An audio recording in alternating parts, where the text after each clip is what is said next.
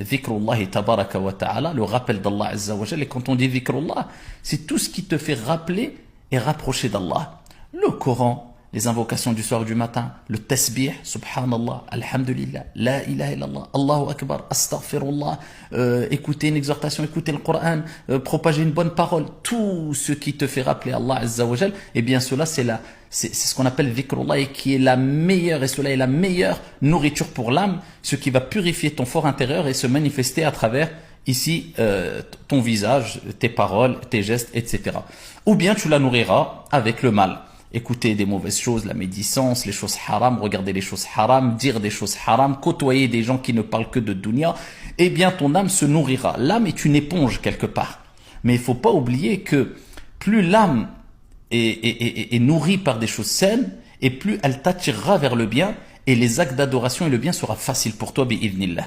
Et plus tu la nourriras avec des choses mauvaises et malsaines, c'est facile, hein, il faut se laisser aller.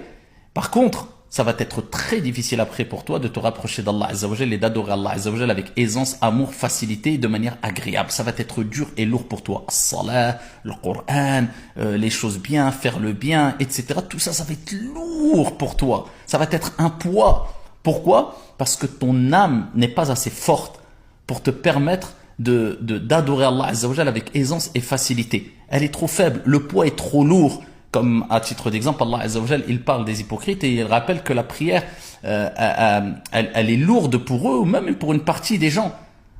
Sauf illa pour ceux qui sont humbles, qui ont cette khashia, cette crainte d'Allah subhanahu wa ta'ala, qui se rapprochent d'Allah Azza wa Jal.